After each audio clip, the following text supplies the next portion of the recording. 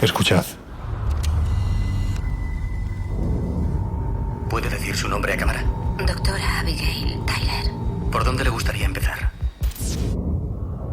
Soy Mila Jovovich, actriz. Interpreto a la doctora Abigail Tyler. Esta película es una dramatización de hechos ocurridos en octubre de 2000.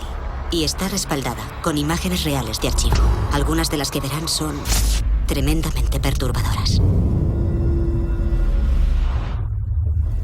Me despierto a mitad de la noche casi todas las noches. ¿No hay nada fuera de lo común que te despierte? Hay una cosa, un búho en mi ventana. Un búho. De ojos enormes. Un búho blanco se quedó mirándome. ¿Lo habías visto antes? ¿Tommy?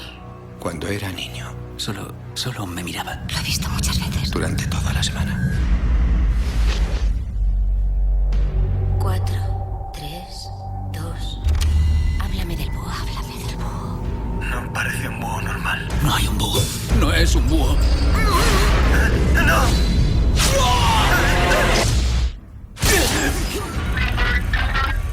Esta voz habla en sumerio, la lengua más antigua que ha existido.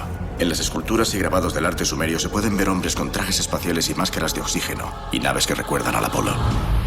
¿Crees en las teorías sobre abducciones? ¿Hablas de abducciones extraterrestres?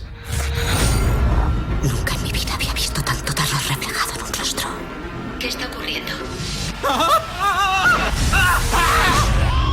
Hay más personas desaparecidas en Nome Siéntate. que en ningún otro lugar de Alaska.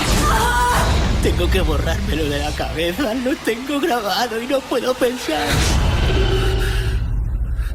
Scott.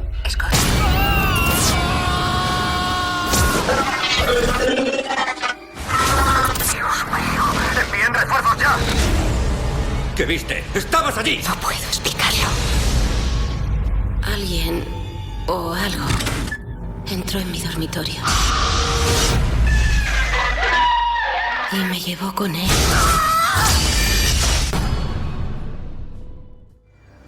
Perturbador, ¿verdad? Pues os recomendamos que veáis esta película porque creo que, pues pocas consiguen mantener la tensión de esta forma a lo largo de todo el metraje. Miguel, la cuarta fase. Venga, cuéntanos de qué va esta película porque tiene mucho que ver con el tema que vamos a traer hoy a las aulas, a las clases del Colegio Invisible. Bueno, básicamente gira en torno a los descubrimientos de la psicóloga Abigail Tyler, que es interpretada por Mila Jovovich. Y esta psicóloga se esfuerza por desentrañar un misterio que tiene como epicentro la pequeña localidad de Nome, en Alaska, donde llevan produciéndose desde hace décadas una serie de desapariciones misteriosas. El caso es que esta psicóloga somete a sesiones de hipnoterapia a 3 pacientes por separado y los 3 pacientes tienen la misma experiencia. Es decir, que todas las noches ven o creen ver a un búho blanco que los mira a través de sus ventanas. Y el caso es que estos pacientes relatan también historias aterradoras de criaturas que intentan entrar en sus hogares. El primer paciente, al que hipnotiza, se niega a admitir lo que está recordando, regresa a casa, allí se vuelve loco y acaba disparándole a su familia y suicidándose él mismo con un tiro, ¿no? Y bueno, entonces esta psicóloga sospecha que detrás de estos extraños recuerdos de sus pacientes se oculta un secuestro por parte de algún tipo de entidad no humana. Incluso ella misma se convierte finalmente en protagonista de esta aterradora historia porque con una grabadora logra captar una voz electrónica distorsionada que entra en su casa y parece que quiere atacarla. Es una lengua desconocida. Esta psicóloga contacta con un especialista en lenguas muertas y al final este lenguaje se identifica como sumerio. Bueno, a partir de aquí se desencadenan los acontecimientos. Esta psicóloga, Abigail Tyler, somete a hipnosis a otro paciente que acaba levitando y por su boca empiezan a hablar estos seres responsables de los secuestros y las desapariciones en el pueblo. Y estos seres, como digo, a través del paciente, advierten a Abigail de que no siga investigando y de que no siga entrometiéndose. Antes de seguir, si te parece, Laura, vamos a comentar que a la vista de la variedad de casos que se producen desde hace décadas, vinculados de una forma u otra al fenómeno ovni y de los supuestos extraterrestres también, hay que decir que en el año 1972, el astrofísico mil veces citado en nuestro programa, entre otras muchas cosas porque aparece en la misma cabecera, Joseph Allen Hynek, estableció una escala, fue el primero en hacerlo de hecho, para clasificar de este modo los encuentros que entonces se producían y que al parecer se siguen produciendo en los cielos del planeta. También en tierra en ocasiones. ¿Cómo desarrolló dicha escala? Pues la escala Hynek surge a raíz de un libro que se llama Experiencia UFO, un estudio científico, precisamente de Joseph Allen Hynek. Este libro es publicado en 1972 y pasa a ser una de las obras de referencia dentro del mundo de la ufología. No podemos olvidar que Hynek fue una persona muy ligada durante su vida a lo que era toda la investigación del fenómeno UFO. De hecho, trabajó desde 1948 hasta el 62 como asesor científico de la Fuerza Aérea de Estados Unidos, precisamente centrado en lo que era el estudio del fenómeno UFO. Y más tarde, en el 73, fundó el Centro de Estudios UFO, donde pues continuó con todo lo que eran las investigaciones del tema OVNI, ¿no? Y es a raíz de todas esas investigaciones que él establece pues esta especie como de ranking, esta especie de escalafón, de nivel de contacto que puede tener alguien pues con una entidad extraterrestre. El primer tipo de avistamiento, o también conocido como encuentros en la primera fase, implica la visión, la percepción de un objeto volante no identificado en el cielo, pero a una cierta distancia, es decir, hablamos más o menos de algo más de 150 metros. El segundo tipo, que es conocido como encuentros en la segunda fase, ya implica el que haya un aterrizaje, es decir, en el terreno hay huellas, rastros de calor, de radiación, daños en la superficie, o también puede haber interferencias en lo que es radio o televisión, o incluso sensación de desfase temporal en quien vive esta experiencia. Y el tercer encuentro, o el tercer tipo, o encuentros en la tercera fase, es quizás el más espeluznante, el más complejo de todos. Es el que implica no solamente el poder ver, el tener un avistamiento de un objeto volante no identificado, sino también de su tripulación, de la entidad biológica que lidera y que lleva, por tanto, ese vehículo espacial, ¿no? Y luego están los encuentros en la cuarta fase, posiblemente los más polémicos, controvertidos, pero yo creo que también los más aterradores de todos, porque la persona, en la mayoría de las ocasiones, y sin ser conscientes de ello, incluso hasta bien pasados los años y siempre según su experiencia, son llevados al interior de los objetos y sometidos a todo tipo de... Bueno, en fin, para que no suene malsonante, todo tipo de tropelías, por no decir, como os digo, otra cosa peor sonante. En fin, que de eso os vamos a hablar hoy, de las supuestas abducciones, de sus implicaciones físicas y psicológicas, de los estudios de psiquiatras prestigiosos como John Mack, que llevó a cabo una investigación única en la historia, pero también de los casos que hemos recogido en los últimos meses para la serie que estamos emitiendo cada jueves, Jueves de Misterio Absoluto, en el canal de televisión Discovery Max, D-Max. Ya sabéis, estamos también el jueves a las 10:30 de la noche en este canal de televisión en D-Max. Pues con todo esto y con mucho más, abrimos las puertas del Colegio Invisible de hoy. Venga, comenzamos. Venga, pasad, que parece que han limpiado las butacas de la sala de proyecciones del Colegio Invisible. Pues iba siendo hora, porque con la primavera encima, el polvo y el polen, no veas. Bueno, pues venga, nos sentamos que hoy tenemos un programa verdaderamente intenso. De hecho, os vamos a mostrar testimonios inéditos que jamás antes han salido en ningún medio de comunicación. Pero en fin, que como nuestra labor es la de ofrecer información veraz, más aún si, como decimos, es inédita, hoy os traemos las voces de aquellos que vivieron, pues hay que decir que lo indecible, ¿no? Después de protagonizar casos que a día de hoy la mayoría de ellos permanecen inexplicados. Jesús, tú si te parece, vete a la cabina de proyección, que en fin, que tú sabes cómo funcionan esas palancas. Yo creo que ya va siendo hora de que renovemos la tecnología del Colegio Invisible y nos compremos un proyector digital. A mandar. Ya tenía yo ganas de disfrutar de algunas de estas historias.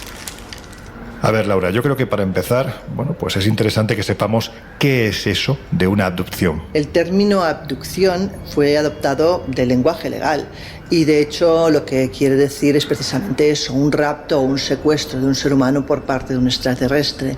El problema lo tenemos porque no sabemos si realmente ese secuestro o rapto es real o simplemente es una ilusión. Pensemos que incluso hay quien habla de falsos recuerdos, posiblemente implantados por algún tipo de agencia de inteligencia, ¿no? Así que, bueno, ahí tendríamos el problema, de hecho.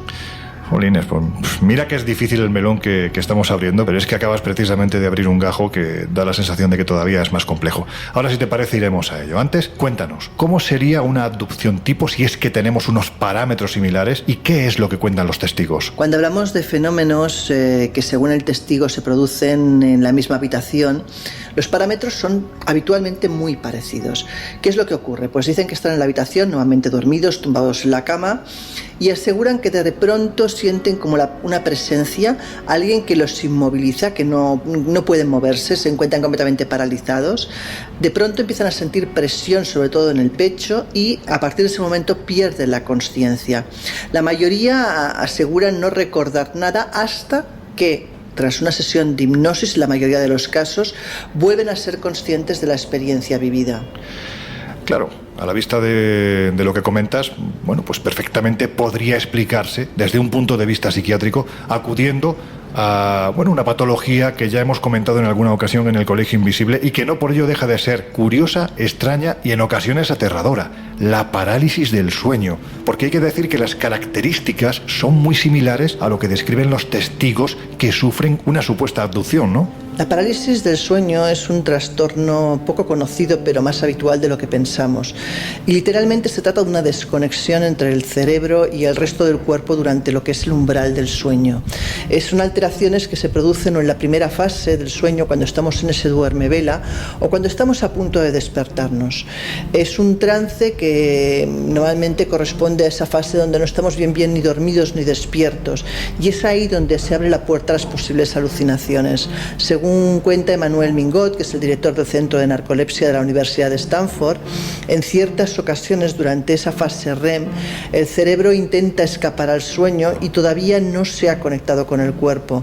Y entonces es cuando sucede precisamente esa parálisis del sueño.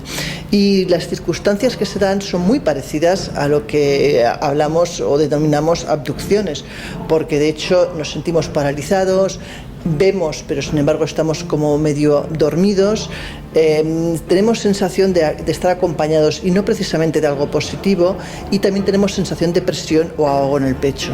En fin, lo que hemos estado comentando.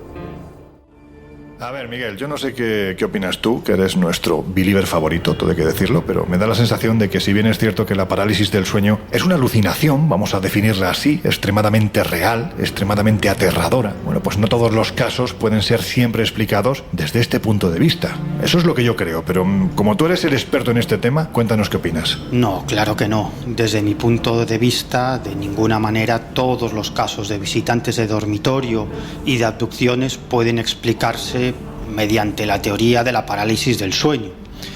Con esto no quiero decir que estos incidentes sean visitas de seres extraterrestres. Creo que tan simple es una explicación como la otra, porque desde mi punto de vista estos casos tienen que ver con procesos psicológicos inconscientes muy complejos, en los que quizá sí influye alguna clase de estímulo externo al individuo, quizá alguna clase de entidad no humana, ¿por qué no? O quizá el contacto con eso que Jung denominaba inconsciente colectivo y que ahora se conoce por el nombre de conciencia global, y que en el ámbito esotérico se denomina archivos acásicos.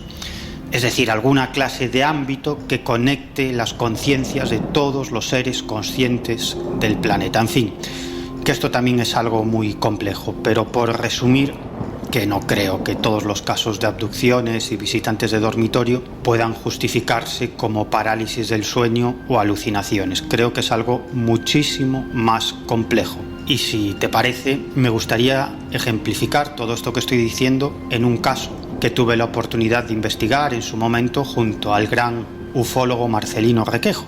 Bueno, la protagonista es una mujer que vive en un pequeño pueblo de Lugo y que a las 9 de la noche del 26 de enero del año 1996 pues se dirigía desde su puesto de trabajo hacia su casa, que no estaba muy lejos, ¿no?, del lugar en el que trabajaba. Durante el trayecto desde su lugar de trabajo hasta su domicilio en automóvil, le extrañó contemplar a lo lejos un extraño círculo volador de color anaranjado que parecía seguir a su automóvil a no demasiada distancia. Bueno, no le dio demasiada importancia, entró en casa y se cambió de ropa porque tenía que acudir a una reunión de padres de alumnos en el colegio de sus hijos, colegio que está situado a nada, unos pocos kilómetros de la vivienda familiar, unos 2 kilómetros.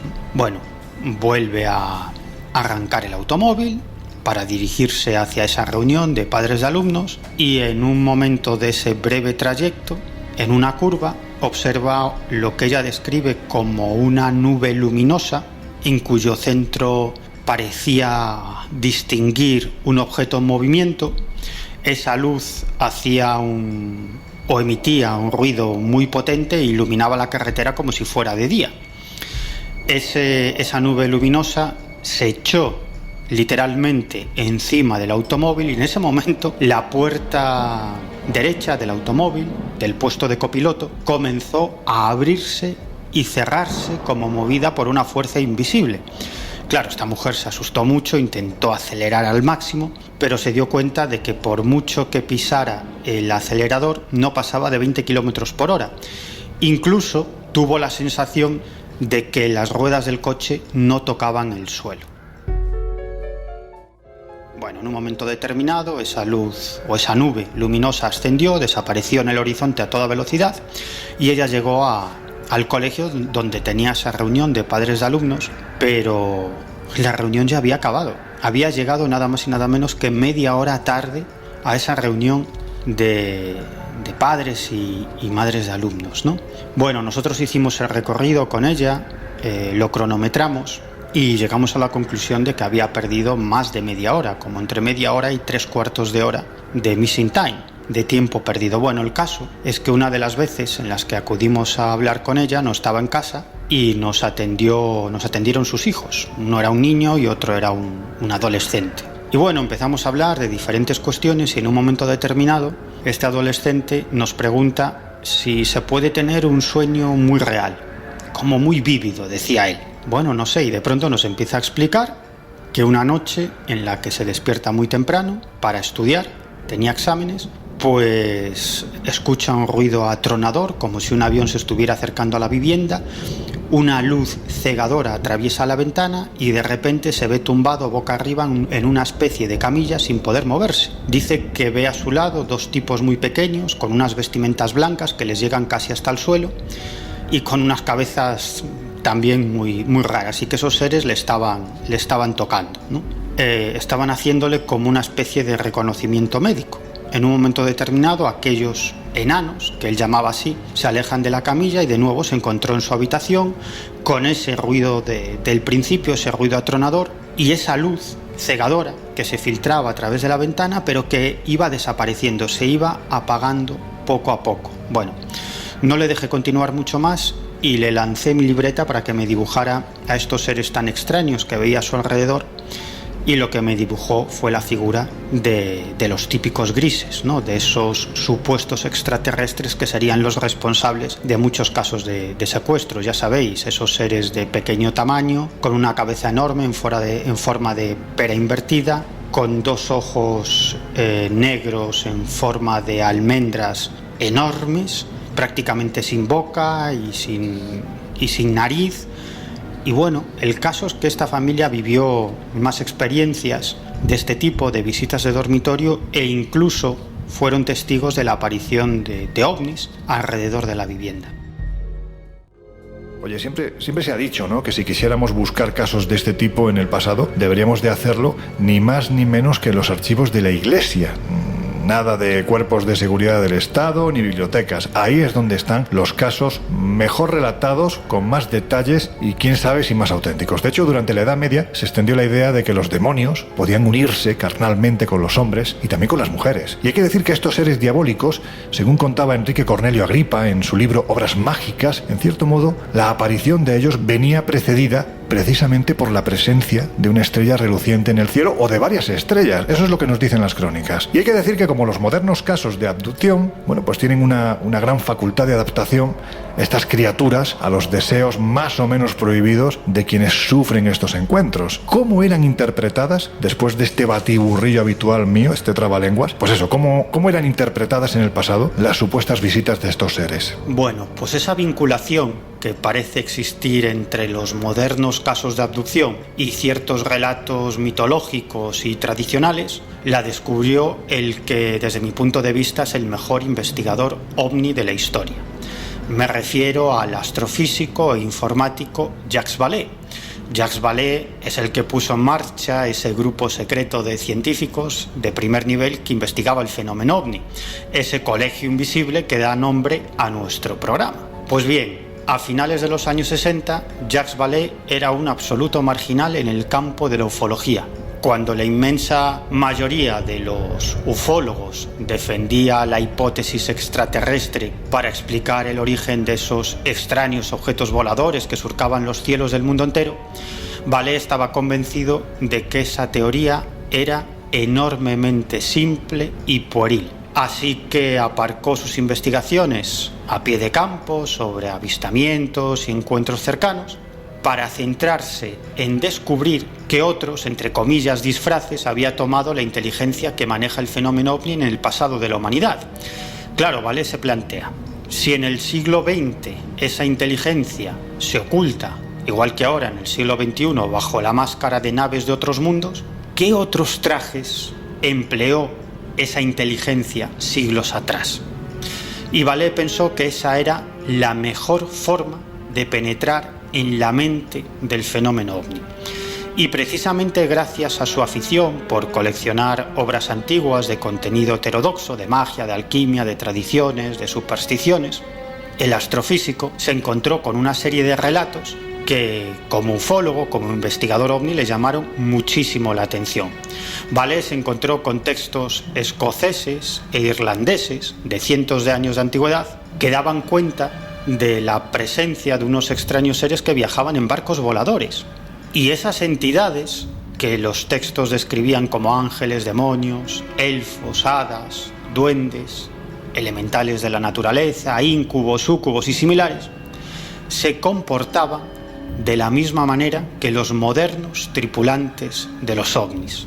Bueno, esto es tremendamente interesante. Vallée encontró documentos de los siglos 7, 8, 9, 10, 11, 12, es decir, de los siglos VII al siglo XII, en donde se narra la aparición de unas misteriosas entidades que viajaban en barcos voladores que a veces aterrizaban y de los cuales descendían seres de aspecto humanoide que mantenían conversaciones con los humanos, revelándoles en algunas ocasiones que eran los habitantes de unas lejanas tierras llamadas Magonia. Y estas extrañas entidades no solamente se dedicaban a aterrizar con sus barcos voladores, sino que en bastantes ocasiones también se dedicaban a secuestrar a las personas.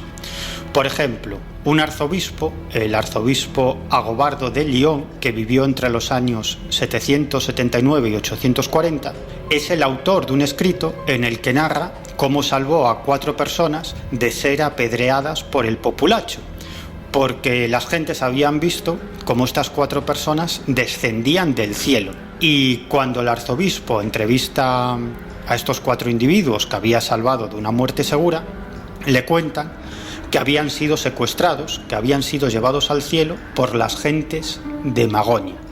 Bueno, el caso es que Vallée dedicó varios años de su vida a recopilar este tipo de historias tradicionales, muy vinculadas con lo que es hoy en día el fenómeno ovni, y finalmente en el año 1969 publicó la que se considera su obra cumbre, Pasaporte a Magonia, del folclore a los platillos volantes.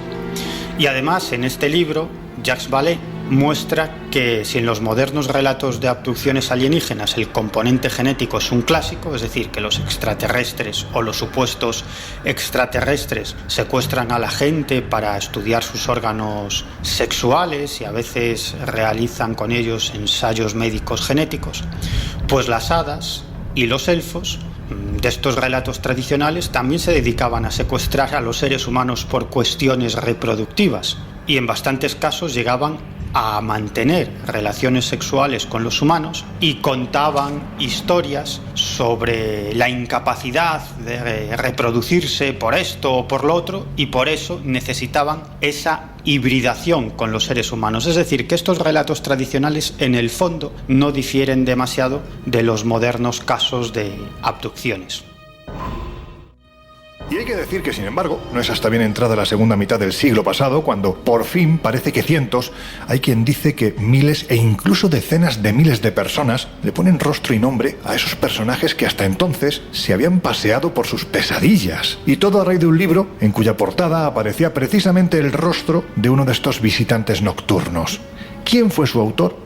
¿Y qué contenía su trabajo? Pues sí, efectivamente, la historia de estas portadas y sus consecuencias es tremenda.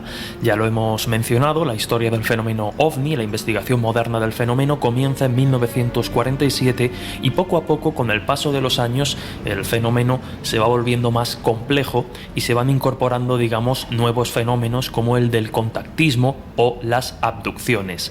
Y si hablamos de abducción hay que citar pues una serie de trabajos que son imprescindibles y que, insisto, ¿no? Cambiaron el tejido social de la época. Por un lado tenemos el clásico Communion de Whitley Strieber, que se publica en febrero de 1987 y que narra pues la experiencia del propio Strieber, que pues experimentó, dice él, episodios de tiempo perdido, pesadillas, flashback, y todo esto se rescata gracias a Bud Hopkins a través de la hipnosis. Lo curioso es las consecuencias de la portada de este libro, en el que aparece pues en un primer plano un gris, un clásico alien asimilado ya en la cultura popular y cuya responsabilidad o culpa es precisamente de este libro. El encargado de realizar esa pintura, esa cubierta que tantas pesadillas generó, fue Ted Seth Jacobs, y como digo, pues esta imagen es una de las más reconocidas en la cultura popular de los grises. El propio Jacobs, el autor, el dibujante de esta portada, dice que fue Strieber el que le iba indicando cómo cambiar el retrato de modo que fuera lo más parecido posible a lo que vio. El proceso, recordaba, fue muy parecido a la realización de un retrato robot por parte de la policía cuando tienen que identificar a un sospechoso. Cuando ya terminaron, tras las indicaciones de Strieber, este dijo que la imagen era exacta. Pero no es el único libro, como digo. Apenas unos meses después, también en 1987, llega el libro de Bud Hopkins, Intrusos, que pues al igual que el Communion de Strieber, se convierte en un libro de referencia para el tema de las abducciones y los visitantes de dormitorio. Lo curioso es que estos dos libros, pues con los relatos que iban creciendo, aparte de que la portada de Communion generó muchísimas pesadillas, despertaron también el recuerdo, quién sabe si real, inventado o sugestionado, de muchísimas personas que afirmaban haber sido abducidas y haber estado en contacto de alguna forma con seres extraterrestres, con estos grises. Algo parecido a lo que pasaría también por aquella época con el pánico satánico, por ejemplo. Hubo una fiebre absoluta de personas que afirmaban, insisto, pues haber sido secuestradas por extraterrestres, influenciadas, empujadas, habían reavivado recuerdos, decían, con esta clase de relatos, con estos libros y de alguna forma también con esa clásica portada de Communion del alien gris que nos mira fijamente y que tantas pesadillas provocó. Bueno, pues una vez conocida la postura de todos, si os parece, vamos a escuchar a otro de nuestros queridos invisibles de lujo, que también es uno de los tres expertos que junto a Miguel y Laura, pues van desvelando claves, van poniendo, como digo, los puntos sobre las íes en la serie Extraterrestres que, como sabéis, hemos estrenado en D-Max los jueves de misterio absoluto a las 10:30 de la noche. Bueno, pues os hablo del escritor y periodista Josep Guijarro, que tiempo atrás, junto al Premio Planeta Javier Sierra, hay que decir que realizó una investigación muy profunda sobre este tipo de casos y llegaron a la conclusión de que detrás de los mismos había algo más que meros procesos químicos del cerebro, es decir, que meras alucinaciones. Estamos hablando de algo exógeno. Y de hecho, a dicho fenómeno lo bautizaron con un acrónimo tan sonoro como era Síndrome Diana. Si os parece, escuchamos a Josep contándonos qué es esto y por qué llegaron a esa conclusión. Si ya las abducciones nos ponen en contacto con lo psíquico, el síndrome de Diana, es decir, los visitantes de dormitorio, todavía nos conectan más con esa faceta psíquica. De ahí que, tras analizar más de 200 casos de personas que habían sufrido experiencias de visitantes de dormitorio, de abducciones en las grandes ciudades, decidimos darle un nombre a ese fenómeno, que es Diana, delirio individual de la agresión nocturna alienígena. A ver, Laura, que ya estamos metidos de lleno en el, repito, porque es que hay que repetirlo 1000 veces, polémico y a la vez tremendamente conmovedor asunto de las abducciones. Y digo conmovedor porque para alguien que afirma haberla vivido, que cree firmemente en su experiencia, haya pasado lo que haya pasado, es terrible, siempre es terrible. Por un lado, no encontrar explicaciones a lo que ha sucedido y segundo, por algo tan humano como es el desprecio, la risa y el rechazo que generan estas experiencias en el resto de personas. En fin, si os parece, vamos a la que está considerada la abducción más célebre de la historia, que incluso sirvió años después de argumento para una película. Laura, ¿quién fue Travis Walton y qué fue lo que le ocurrió? Pues todo ocurrió en el Parque Nacional de Seagrave, en Arizona, Estados Unidos. Hablamos del 5 de noviembre de 1975. Ese día, precisamente, Travis Walton, que tenía 22 años y se dedicaba precisamente a la madera, pues estaba a punto de irse de casa cuando de pronto ve lo que parece o que él cree que es un incendio, ¿no? Se acerca hacia el lugar y ve las copas de los árboles como una especie de platillo volante. Bueno, el caso es que decide ir siguiendo ese rastro luminoso, ese platillo volante, pero de pronto ese objeto empieza a moverse de forma brusca, empieza a emitir sonidos. Travis se asusta, pero no tiene tiempo para nada más, porque en mitad de esa oscuridad se enciende un foco inmenso que golpea precisamente a Travis, al testigo, y lo que sería como una descarga eléctrica que le deja completamente inconsciente. De hecho, sabemos la historia porque Travis no iba solo, iba acompañado de 6 personas más que, ante la expectativa y lo que ocurrió en aquel momento, pues salen, como os podéis imaginar, huyendo del lugar, ¿no? Travis desaparece. De hecho, la policía llega a pensar que sus compañeros lo han asesinado, pero no, aparece 6 días más tarde en un pueblo vecino, totalmente desorientado, muy afectado tanto física como mentalmente, pero completamente consciente de lo que ha vivido. Y él dice que en el momento en que se produce el fogonazo, él aparece en una estancia de metal, que él no estaba solo en esa estancia, que había varios personajes humanoides de 1,5 metros aproximadamente, de piel muy blanca, cabezones y ojos también muy grandes, y que él intenta huir pero no puede, lo llevan a otra sala y le colocan una especie de máscara y a partir de ese momento él queda completamente inconsciente. De hecho, a Travis se le llega a someter a la prueba del polígrafo y se determina que el hombre no miente. Claro, estamos en lo de siempre, una cosa es que no mienta y la otra es que lo que él cree haber vivido sea la realidad, y eso no lo sabremos, supongo que nunca. Tal y como diría tiempo después, la experiencia lo cambió para siempre. Aseguró, y así lo dejó escrito. Déjame que...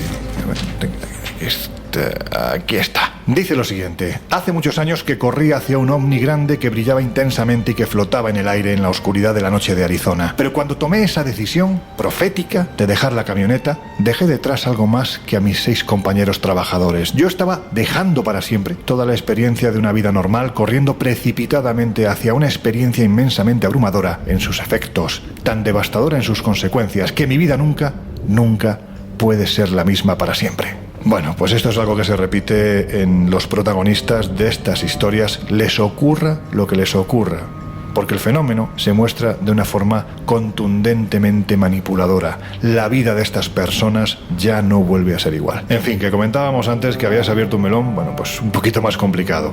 La posibilidad de que los recuerdos de los supuestos abducidos sean en realidad ni más ni menos que recuerdos implantados. Dicho así es muy duro, pero claro, si por algo se han caracterizado los servicios de inteligencia, en especial la millones de veces citada CIA, la oscura CIA, Como os digo, si por algo se ha caracterizado a lo largo de la historia es por utilizar de cobayas a gente que jamás supo por dónde les estaba viniendo, ¿verdad, Laura? Pues mira, si hablamos de la corriente conspiranoica, te voy a dar un dato que es real. Y es que en enero de 2015 la CIA reconoció a través de Twitter que la mayoría de los grandes avistamientos ovni de los años 40 y 50, hablamos del siglo XX, fueron prototipos suyos. Y si de lo que hablamos es de implantar recuerdos en un trabajo que escribió tiempo atrás Josep Guijarro, un trabajo sobre la Agencia de Proyectos de Investigación Avanzados de Defensa de los Estados Unidos, hablamos de la DARPA, pues en ese proyecto, la DARPA, en el año 2015, lo que desarrolló fue unos implantes cerebrales que eran teóricamente para mejorar nuestra memoria, pero claro, de ahí a manipular puede ir un paso. De hecho, esto es lo que denunciaban todos los conspiranoicos en la web, e incluso llegaban a afirmar que todo el auge que hubo en la década de los 90 de abducciones, que muy probablemente se deberían a eso. De hecho, Josep en ese trabajo llega a afirmar que los documentos desclasificados por el Pentágono años atrás pondrían en relieve, pondrían de evidencia que la CIA llegó a realizar más de 3.000 intervenciones en diversos pueblos de Alaska, precisamente en los años 80, que confirmarían esa implantación de recuerdos. Bueno, de hecho esto no es nuevo, de hecho en series como Expediente X, que quizás es el máximo exponente de estos temas, ¿no?, ya se planteaba esa posibilidad, y hay uno de los episodios titulado Jose Chunks from Outer Space que plantea eso, que una pareja de adolescentes cuando regresan a casa después de una cita pues son abducidos, y al final resulta que la abducción no es tal, sino que ha sido el ejército de Estados Unidos que les ha lavado el cerebro precisamente para que se creyeran haber sido abducidos o secuestrados por alienígenas.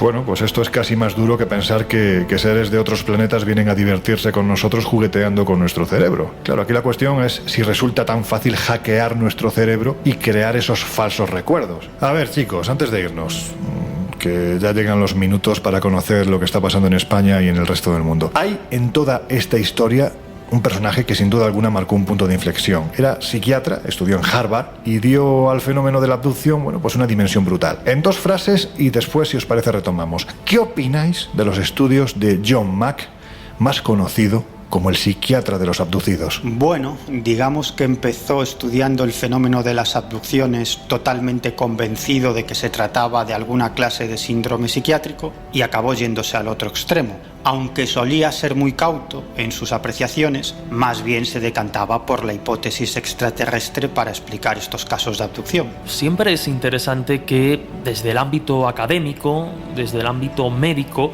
se preste atención a esta clase de fenómenos y experiencias, aunque hubo quien criticó los métodos de Mack y consideraron que el estudio de casos de abducción le restaba credibilidad.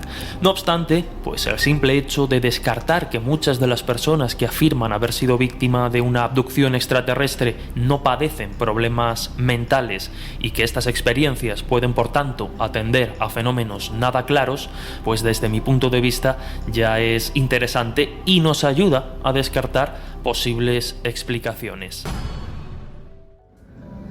Os decíamos hace unos minutos que cuando hablamos de abducidos, de personas que supuestamente han sido secuestrados por una inteligencia desconocida que supuestamente es ajena a nuestro mundo, que son llevados al interior de sus naves y sometidos a todo tipo de suplicios, pues parece que estamos hablando de una película de ficción. Y de hecho hemos intentado explicar este punto recurriendo a la ya 1000 veces citada parálisis del sueño o a otros desórdenes, ¿no?, de tipo psiquiátrico. Incluso la posibilidad de que en el marco de un experimento sociológico o militar, no voy a decir lo que opino de esto porque sinceramente, aunque las horas son ya, en fin, estamos de madrugada, pero lo que se me pasa por la cabeza no es precisamente una palabra muy bonita para calificar este tipo de experimentos que sin duda alguna se han realizado. Bueno, pues también hemos explicado o hemos intentado acudir a la posibilidad de que se traten de experimentos sociológicos o militares que implanten recuerdos en la mente del futuro supuesto abducido. Pero, claro, ¿y si ese recuerdo original no cambia ni un centímetro, ni una coma, ni un punto con el paso de las décadas? Pues posiblemente este tipo de testimonios fueron los que llevaron al psiquiatra de Harvard, John Mack, a meterse de lleno en la investigación del campo de las abducciones. Él buscaba alguna patología aún no clasificada para explicar estos fenómenos. Si te parece, Jesús, vamos primero a saber quién fue John Mack,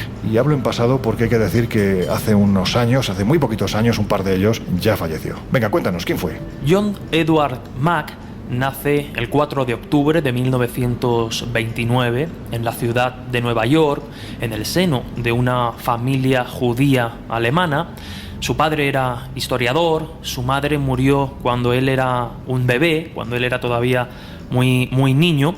Y bueno, pues al crecer se gradúa en 1947, recibe su doctorado en medicina cum laude en la Escuela de Medicina de Harvard en 1955 y posteriormente pues se forma como psiquiatra en el Centro de Salud Mental de Massachusetts. En 1959 Mack se une a la Fuerza Aérea de los Estados Unidos, acabaría sirviendo como médico en Japón y al regreso de su servicio militar pues continúa en el Centro de Salud Mental de Massachusetts y en la Sociedad e Instituto Psicoanalítico de Boston.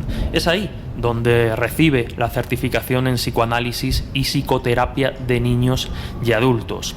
A lo largo de su carrera se centró en diferentes aspectos, algunos pues interesantes y relacionados también con lo que vendría después, ¿no? Con el tema de las abducciones.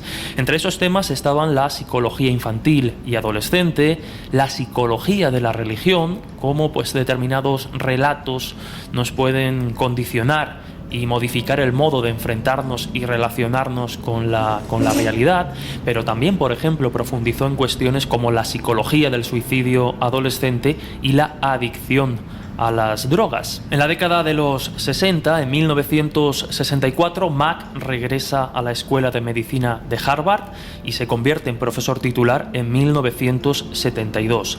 5 años después, en el 77, se convierte en el jefe de psiquiatría de la Escuela de Medicina de Harvard y es un puesto que ocupó pues hasta su muerte en 2004. A lo largo de su trayectoria publicó más de 150 artículos académicos, más de 11 libros, siguiendo estas líneas de investigación que ya hemos comentado, y además recibió el premio Pulitzer en 1977 por su libro A Prince of Our Disorder. También, junto con otros destacados divulgadores y científicos como Carl Sagan en la década de los 80, pues se posicionó, hizo un activismo muy intenso durante la Guerra Fría, posicionándose y promoviendo la eliminación de las armas nucleares y el fin del conflicto entre los dos bloques en aquel momento, Estados Unidos y la Unión Soviética. Y ya en los 90 comienza, digamos, su otra vida de alguna forma, ¿no? Descubre el tema que hoy nos ocupa en el colegio y comienza a investigar. Bueno, pues como vemos, tenemos a una persona formada en un ámbito muy científico, también muy prestigioso, que aparentemente jamás se ha interesado por estos asuntos. Y de repente, ¿cómo surge ese interés y qué hace a partir de entonces? Pues mira, a principios de los años 90 sucedió algo, y es que muchos psiquiatras y psicólogos de mucho prestigio se comenzaron a interesar por el fenómeno de las abducciones, y John Mack fue uno de ellos. No se trataba de un cualquiera. John Mack era psiquiatra y profesor de la Facultad de Medicina de la Universidad de Harvard, nada menos. Y además tenía en su haber un premio Pulitzer por una biografía que había escrito sobre Lawrence de Arabia. Y Mack empezó a interesarse por este asunto de las abducciones porque había dedicado muchos años de su vida a estudiar cómo las percepciones individuales del mundo pueden alterar las relaciones personales. Mack trata este tema de la visión del mundo de los individuos en sus primeros estudios clínicos sobre sueños, pesadillas y suicidios en la adolescencia. Así que Mack, como digo, sospechaba que este asunto de las abducciones estaba vinculado con su campo de estudio, con su campo de interés. Él partía de la base de que las abducciones podían explicarse desde el punto de vista de la psiquiatría como un trastorno mental más. Pero después de investigar personalmente a 200 mujeres y hombres que decían haber sufrido episodios de abducción, Mack se convenció de que la explicación debía ser otra, porque esas personas no presentaban ningún signo de trastorno mental. Y entonces es cuando decide que este asunto de las abducciones es más que interesante y más que trascendente, y decide dedicarse en cuerpo y alma a investigar esta clase de casos para llegar a alguna conclusión sobre el origen de este fenómeno, de las abducciones. Ahora, lo que no es muy conocido es que John Mack era muy amigo de Thomas Kuhn, uno de los grandes filósofos e intelectuales de todos los tiempos. Thomas Kuhn era físico, filósofo, historiador de la ciencia, y sus estudios cambiaron para siempre el modo de interpretar la ciencia y la filosofía en el mundo occidental. Pues bien, Mack consulta a Thomas Kuhn sobre su investigación del fenómeno de las abducciones y Kuhn le anima a que continúe, pero le advierte de que debe ser muy cauteloso y que debe profundizar en el aspecto más espiritual, psicológico, filosófico y antropológico de este fenómeno de las abducciones. Claro, la pregunta clave es por qué acaba convencido de que se trata de un fenómeno más complejo de lo que él mismo pensaba cuando empezó a estudiarlo. Porque cuando profundizas en este tema de las abducciones y en general en cualquier tema vinculado con las anomalías, te das cuenta de algo que creo que es lo más trascendente de estos asuntos. Y es que la vida, la política, la economía, los problemas de la sociedad no van por un lado y estos fenómenos como los ovnis o las apariciones fantasmales van por otro. Pues no. Estos fenómenos están estrechamente vinculados a los miedos, las esperanzas y los problemas de todos nosotros, de los seres humanos. En realidad, cuando uno investiga estos asuntos de forma seria y profunda, está haciendo antropología. Mira, en una entrevista en la BBC, John Mack dijo lo siguiente sobre el asunto de las abducciones. Dijo esto: nunca diría, sí, hay extraterrestres que secuestran a personas, pero diría que hay un fenómeno interesante y muy profundo que no puedo explicar de ninguna otra manera, que es muy misterioso. Sí, no puedo saber qué es exactamente, pero me parece que merece una investigación más a fondo. Bueno, John Mack descubrió, investigando el asunto de las abducciones, que la historia de la humanidad está vinculada a las experiencias visionarias desde el principio de los tiempos. De hecho, en diversos pueblos tradicionales existe la tradición de la búsqueda de visión. Y solo recientemente en la cultura occidental se ha interpretado este tipo de fenómenos como enfermedades mentales, ¿no?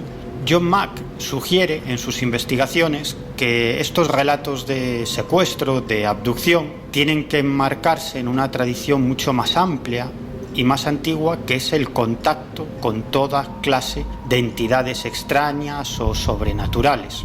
Y que lo más importante de esta clase de experiencias, incluidas las abducciones, es ese aspecto espiritual, porque se trata de experiencias, y esto es un descubrimiento muy interesante o una conclusión muy interesante a la que llega John Mack, que se trata de experiencias que ni siquiera encajan en el paradigma occidental, pero a pesar de que no encajan en ese paradigma, ese tipo de experiencias se están dando continuamente y cambian profundamente la vida de sus protagonistas.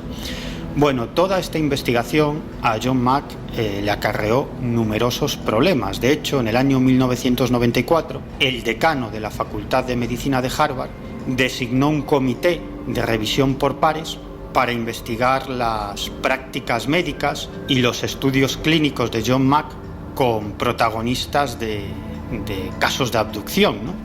Bueno, fue la primera vez en la historia de la Universidad de Harvard que un profesor fue sometido a este tipo de investigación, ¿no?, tan profunda y tan inquisitorial incluso. Y después de 14 meses de investigación se concluyó que los estudios de John Mack no tenían nada de nocivos ni de acientíficos y que su método era totalmente correcto. Incluso la Universidad de Harvard publicó una declaración en la que el decano de la Facultad de Medicina se reafirmaba en la libertad académica del Dr. Mack para estudiar cualquier tema relacionado con la psiquiatría y divulgar sus puntos de vista libremente y sin obstáculos. ¿Vosotros qué pensáis de los estudios de John Mack? ¿Sirven en cierto modo para validar el asunto de las abducciones? Bueno, como decía antes, ¿no? Está claro que siempre que alguien se interese por estas cuestiones desde el ámbito académico, desde el ámbito médico y científico, pues de alguna forma, por muy mal que vaya, siempre nos ayudará a comprender algo mejor o por lo menos a descartar posibilidades. Así pues yo creo que la actitud, a pesar de las críticas metodológicas de algunos de sus compañeros, a pesar de dar por buenas la hipnosis como método para extraer esta clase de experiencias, cuando muchos lo desaconsejan, yo también creo que no es la mejor forma, pues insisto, a pesar de todo eso, desde luego John Mack marcó de algún modo un antes y un después en el terreno de las abducciones. En España hubo un grupo multidisciplinar que, a raíz de los estudios de Mac, hay que decir que la influencia de los mismos en medio mundo fue clarificador y brutal. Bueno, pues intentaron a pequeña escala repetir dichos experimentos y los resultados, repito, a pequeña escala, porque se ciñeron exclusivamente a España, también fueron reveladores. Entre los miembros que formaban parte de este equipo se encontraba el periodista Alfonso Trinidad. Así que le preguntamos cómo transcurrió aquella investigación y qué resultados obtuvieron, y esto es lo que nos ha contestado. Todo surge por eso, ¿no? Por la posibilidad de que en diferentes grupos a nivel mundial se estaba investigando el caso de las abducciones, el fenómeno de las abducciones, tratando de aportar parte de psicología, parte de la psicología y la psiquiatría y parte de la hipnosis en esas experiencias. Entonces, un equipo interdisciplinar en el que estaba una psicóloga, estaba un hipnólogo y estaba otro investigador ovni. En este caso éramos 4 personas, tratamos de recopilar diferentes casos. Lo que queríamos ver y evaluar era si había algún nexo de unión psicológico, en primer lugar, y luego también en cuanto a casuística, entre los testigos de diferentes sucesos. Y la verdad es que no pudimos desarrollarlo mucho más, pero sí que con esos 14 casos, 15 para ser exactos... Estamos hablando de España, que ya es un número España, importante. sí, España. Sí que pudimos determinar mediante esos test psicológicos, mediante la hipnosis regresiva, un patrón muy claro, ¿no? Y el patrón era que todos los testigos tenían claro, y los test lo reflejaban así, que lo que habían vivido era absolutamente real. No había en ningún caso un grado de fantasía que permitiera adivinar que eso había sido inventado de alguna forma, ¿no? A ver, Jesús, ¿estás preparado? Por supuesto, vamos. Bueno, pues antes de dar paso a nuestro entrevistado, creo que es interesante conocer su historia, porque es parte de esa historia romántica de la ufología española que en los años 70 del pasado siglo estaban absolutamente convencidos de que el contacto era posible, prácticamente era definitivo, y de que los hermanos del cosmos ya habían llegado a nuestro planeta, y uno de los métodos para contactarlos, aunque resulte muy curioso, era la Ouija, ¿verdad, Laura? Pues el caso ocurrió en la segunda mitad de los años 70 del siglo pasado en Canarias, en Tenerife, para ser más concretos. Y bueno, el tema es que en la playa de la Tejita se acostumbraban a reunir 3 hombres, Paco Padrón, Emilio Burgón y Manuel Jesús Santos Brito. Y el 9 de junio de 1975, a las 11:30 de la noche, ocurrió algo que pues ninguno de los 3 esperaba, ¿no? Ellos solían utilizar una tabla de Ouija para contactar con lo que ellos consideraban eran extraterrestres, y aquella noche vieron pues a lo lejos que había las luces que ellos pensaban eran de un barco. Empezaron a hablar con la tabla y a través de la tabla le pedía a las luces que hicieran ciertos movimientos, que se apagaran, que se encendieran, y parecía que las luces contestaban de forma inteligente precisamente a sus órdenes, ¿no? En un momento dado, dentro de una cierta normalidad, de un cierto ambiente de juego, una gran luz ilumina la playa de forma muy potente. Y al cabo de un rato esa luz se supone que desaparece y ellos regresan a casa. Pero ¿cuál es su sorpresa cuando al día siguiente recomponen la historia y se dan cuenta que han perdido casi bien 1 hora entera de tiempo? 1 hora en que no saben qué es lo que ha ocurrido, ¿no? Es ahí cuando empiezan a indagar y deciden, tras varias sesiones de hipnosis, reconstruir realmente lo que ha ocurrido.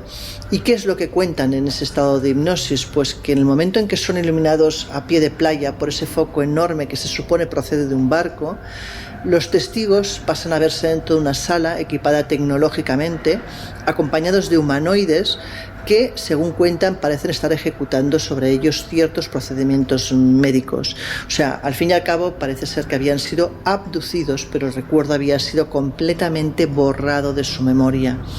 Así que lo que ellos pensaron que era un barco no era un barco, y esa hora perdida pues estuvieron a saber dónde. Hecho este resumen del caso, bueno, pues yo creo que ha llegado el momento de que oigáis una de las entrevistas que más carga emocional tiene de toda la serie que hemos preparado. Primero porque el entrevistado, Manuel Jesús Santos Brito, Suso Santos, el tercer hombre de la Tejita, jamás había hablado para la tele o la radio. Después de aquella experiencia, en cierto modo decidió apartarse, ponerse a un lado. De hecho, marchó a vivir a Francia y ahora, 45 años después de esta experiencia, ha decidido que ha llegado el momento de contar lo que ocurrió. Y segundo, porque lo hizo de noche, como os decía, sentados junto a la orilla del mar, en el mismo lugar en el que 4 décadas y media antes se produjo un suceso que cambió su vida para siempre.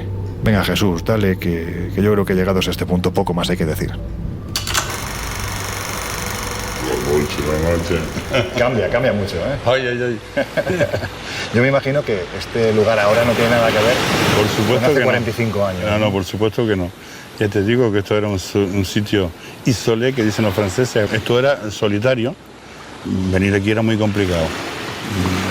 Había que llegar a la población del Médano, más atrás, detrás de la Montaña Roja. Había que pasar una pista infernal remontando la montaña, de pista de tierra, por supuesto, hasta llegar aquí.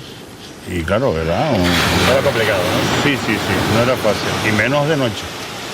Aunque nunca fue a las 4 de la mañana, sino horas más tempranas.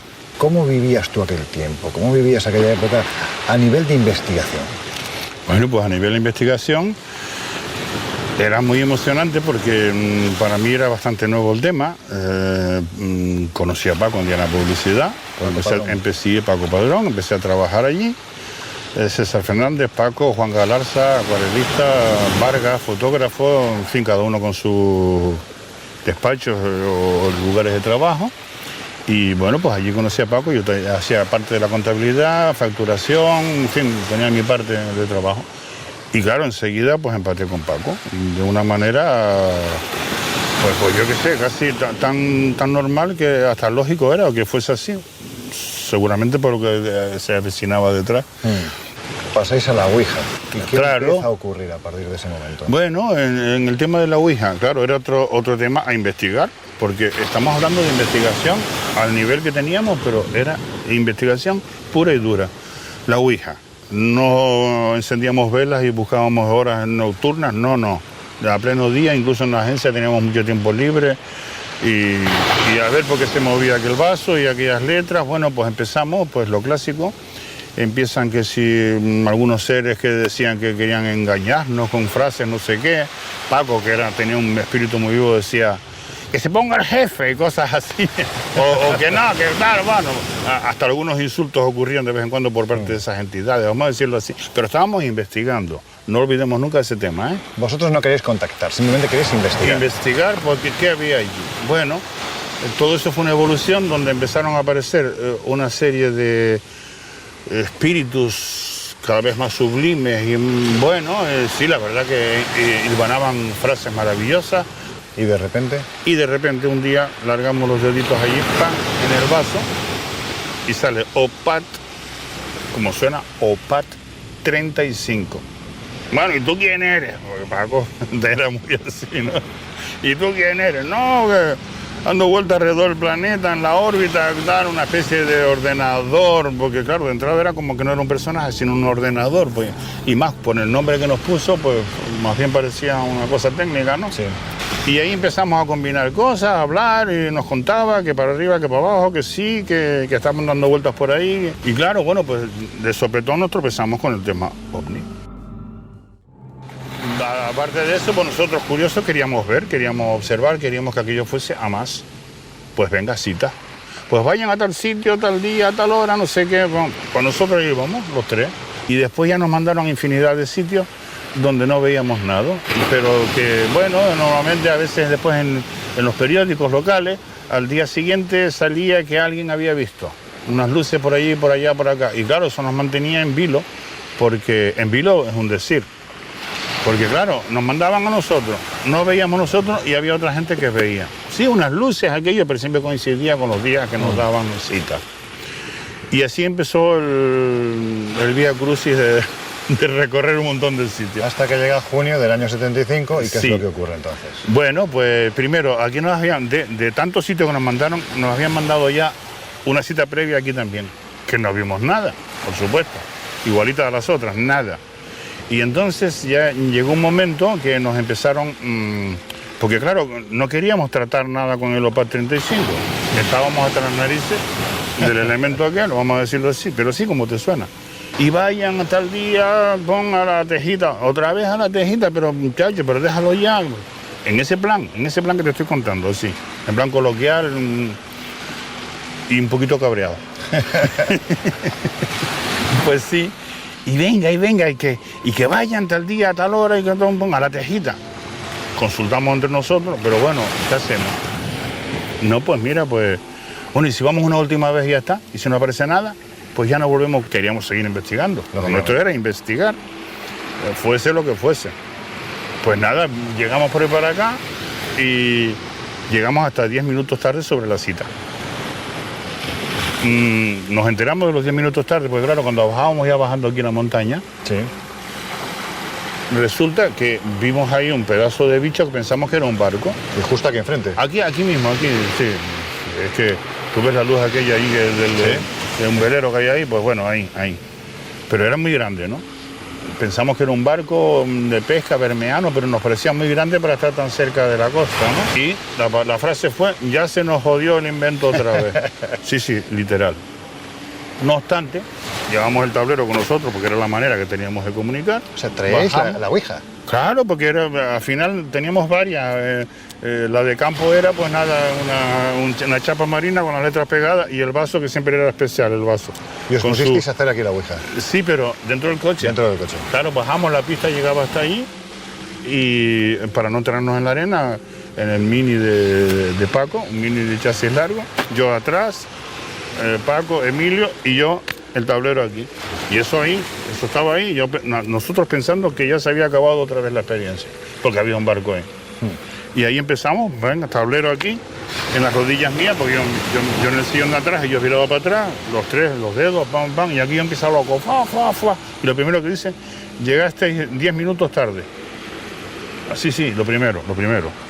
Así, nosotros un poco en plan risa y broma, porque claro, nos tomábamos así. ¿Y dónde estáis? Y el vaso salía, estaba hablando que lo tenía el tablero en mis rodillas, ¿no? ¡Bum! Y se caía al suelo del coche, vengo otra vez. ¿Pero dónde estáis? Ah, que sois vosotros los que estáis ahí. Sí, el vaso. Siempre al centro y del centro sí, no y las letras, ¿no? Bueno, cada vez que tocaba el sí, pues eso. ¿Y nos podéis hacer una señal?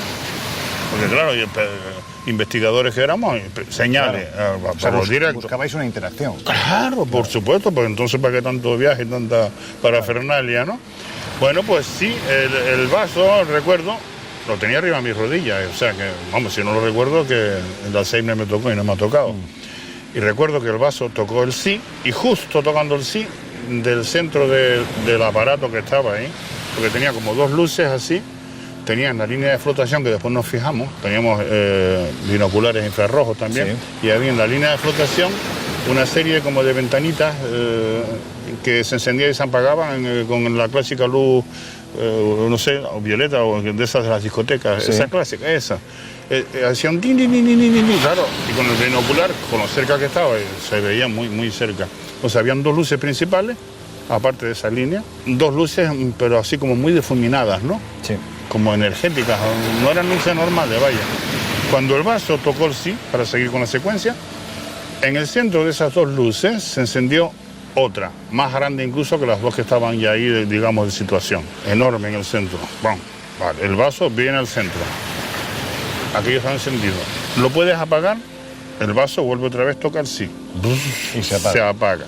Paco conmigo y nada, eso es un bermeano que está poniendo unos focos para buscar cómo es.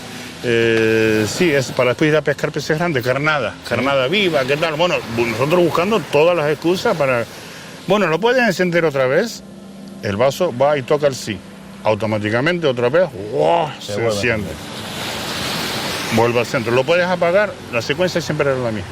Sí, y se apaga. Tercera vez. Sí, toca el sí. Y entonces hay un foco que sale donde salía esa luz central.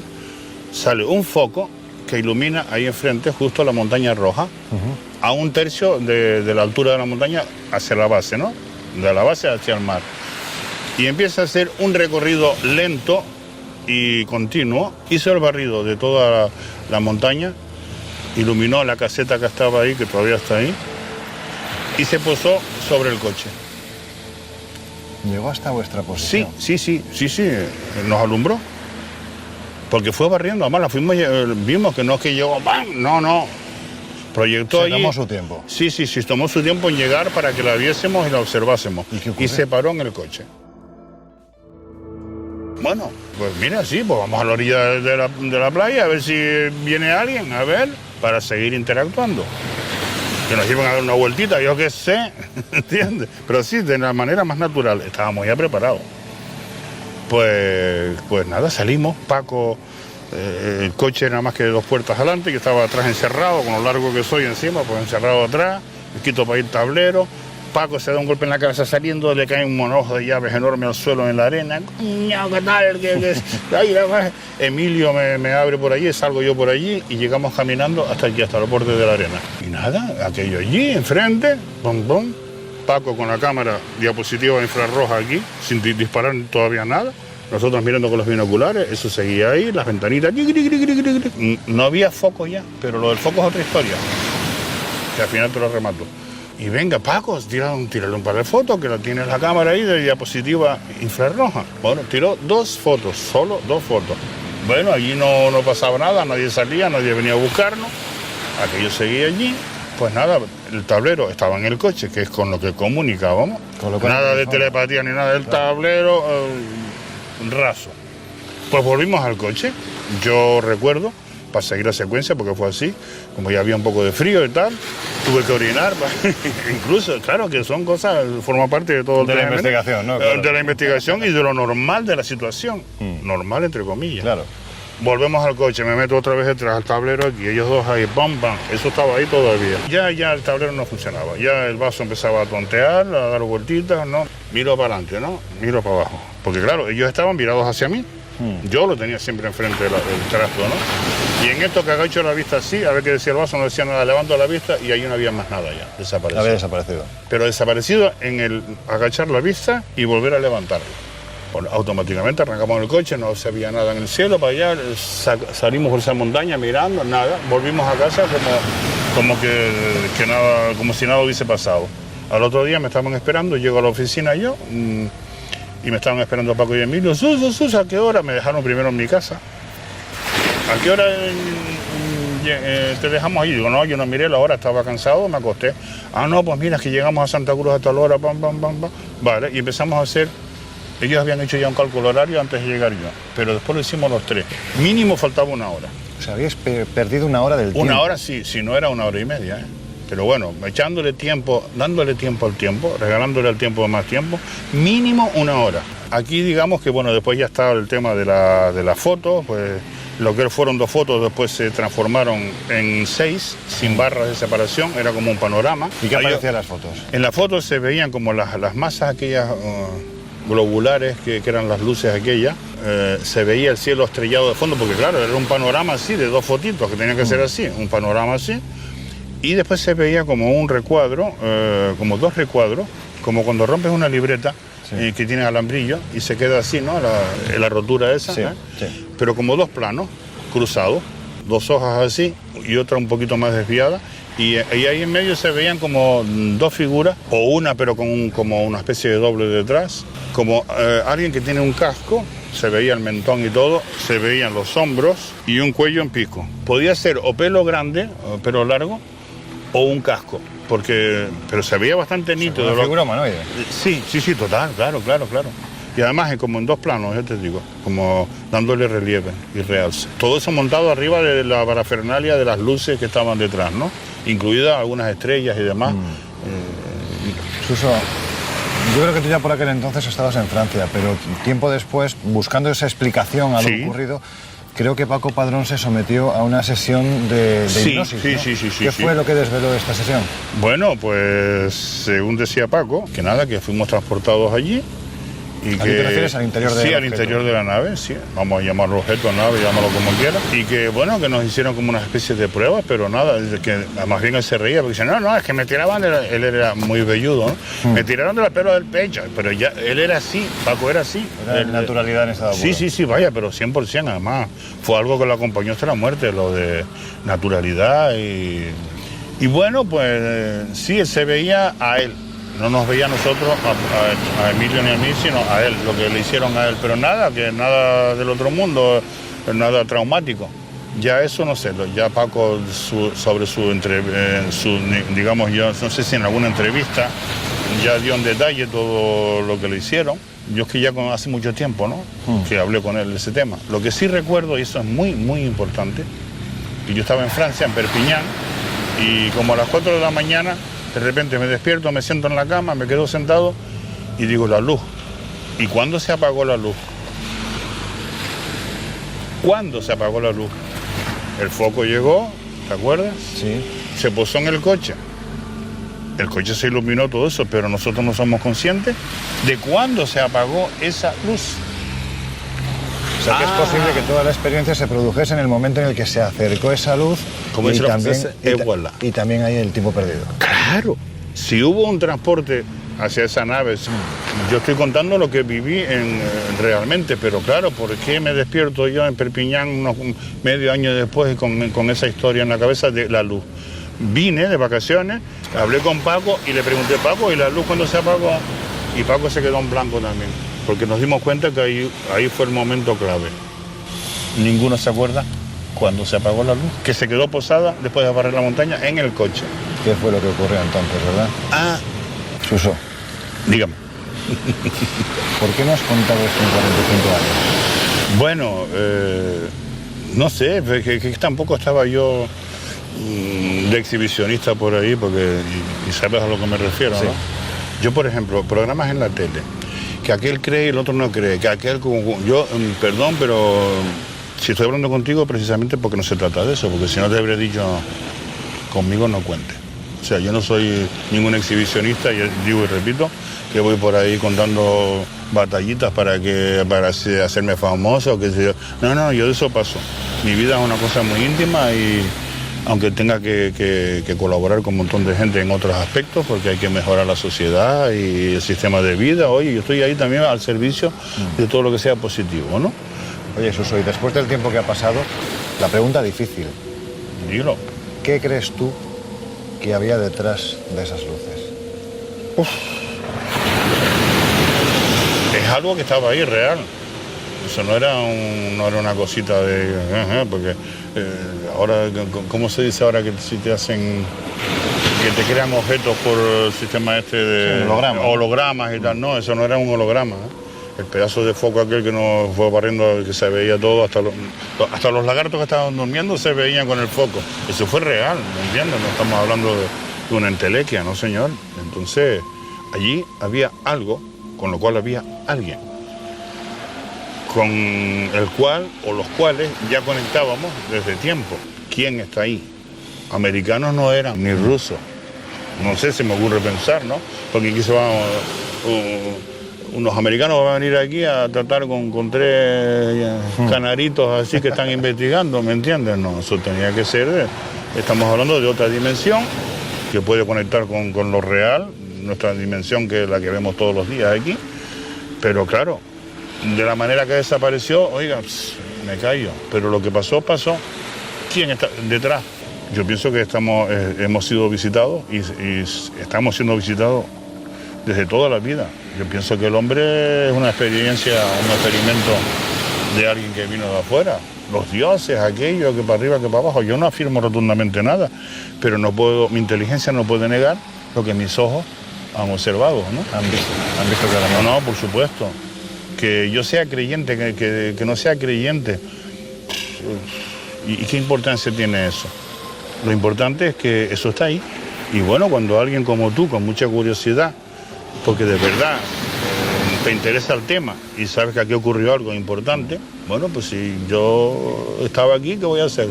¿Te voy a decir que no? Bueno, pues ¿qué te parece si ahora cuando nuestros compañeros apagan luces, ya nos quedamos aquí, hemos terminado la entrevista, que nos quedemos, bueno, pues contemplando este cielo que es maravilloso? Pues muy bien. A ver qué ocurre. Claro, porque con tantas luces así... Yo estoy mirando para un lado porque ya no me quiero...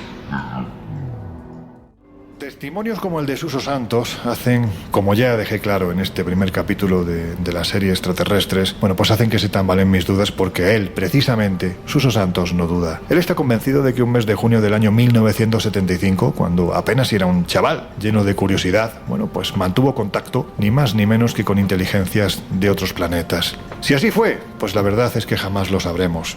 Del mismo modo que jamás podremos explicar por qué les tocó a ellos tres, y no a otras personas. ¿Por qué aquí?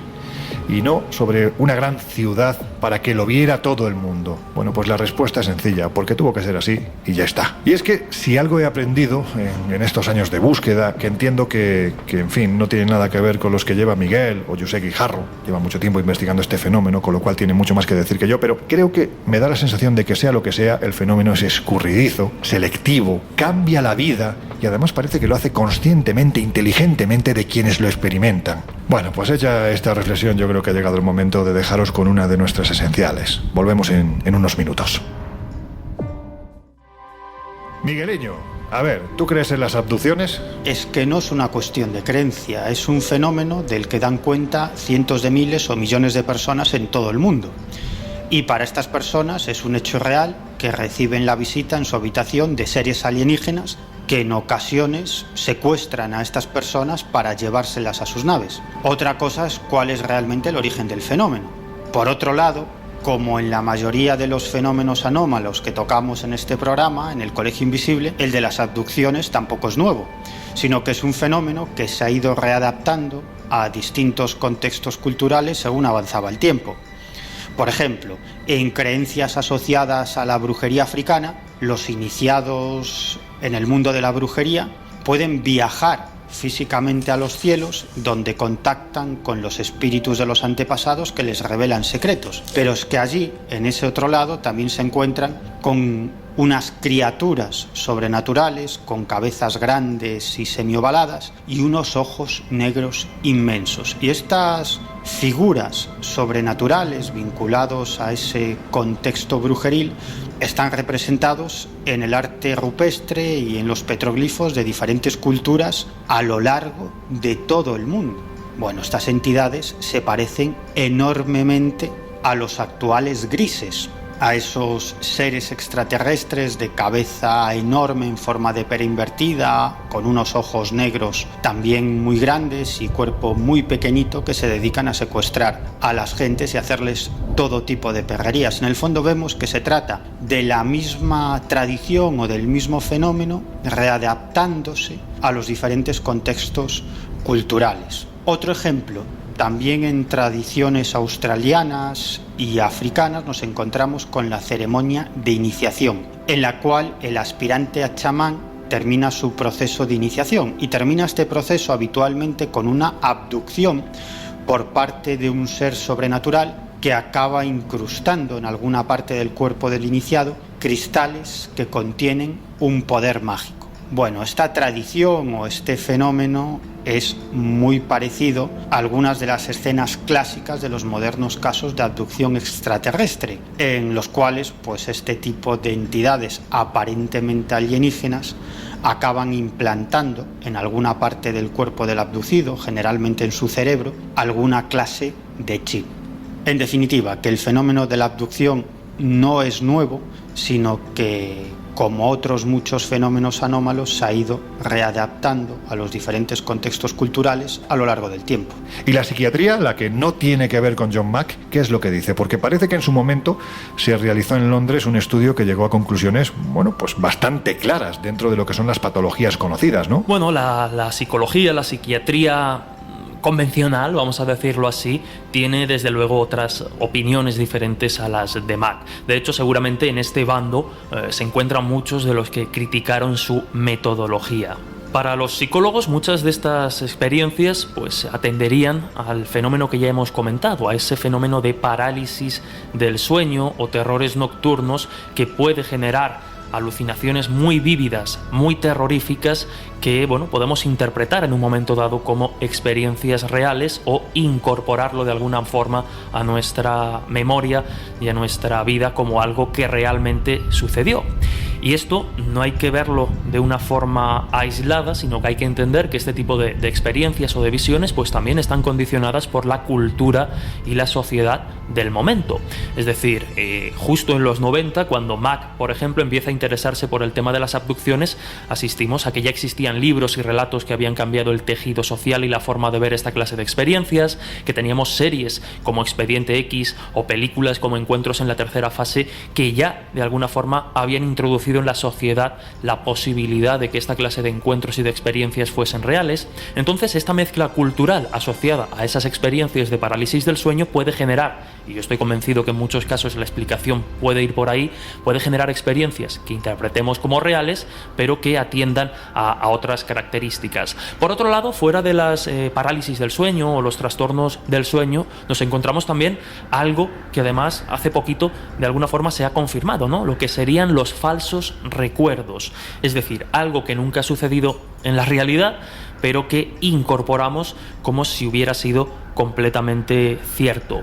Y todo esto, por ejemplo, se ve implementado pues cuando hacemos que algún testigo imagine algo que sucedió una vez, cuando lo entrevistamos repetidamente o le pedimos que recuerde detalles de algún evento, y todo esto pues puede generar también impresiones incorrectas.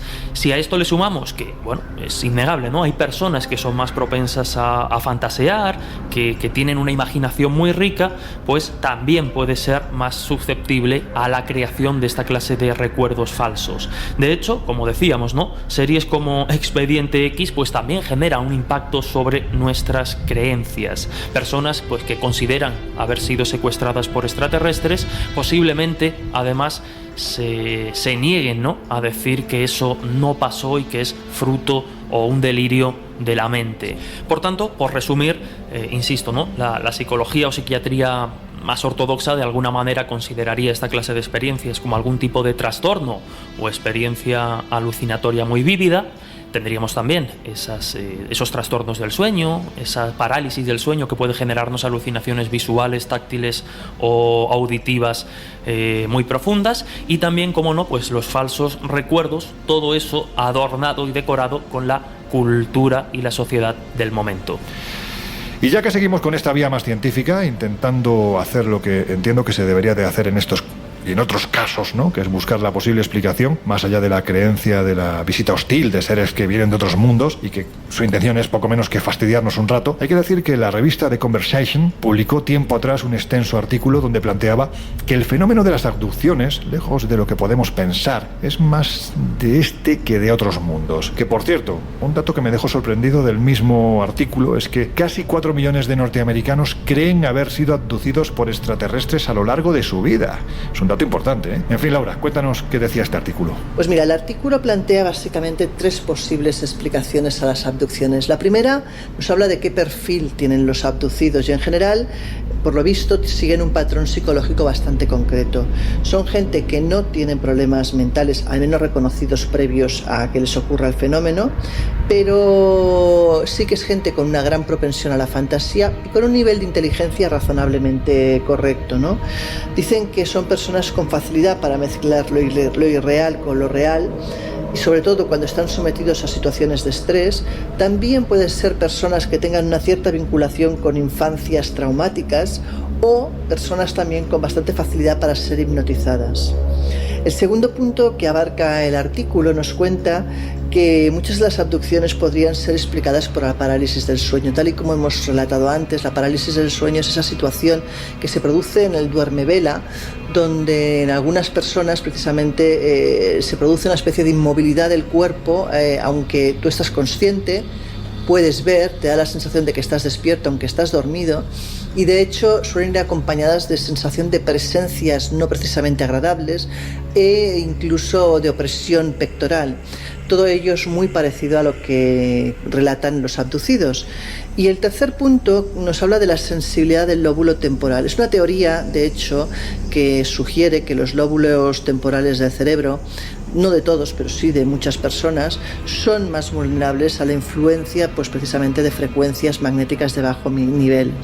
Y entonces cuenta Michel Persinger, que es un neurocientífico de la Universidad Laurentian de Canadá, que ese aumento de actividad del lóbulo temporal puede explicar probablemente esas experiencias paranormales como son las abducciones, porque de hecho estos campos magnéticos estimulan los lóbulos temporales y eso produce o puede producir alucinaciones que tendrían bastante sentido para explicar pues precisamente ese tipo de experiencias.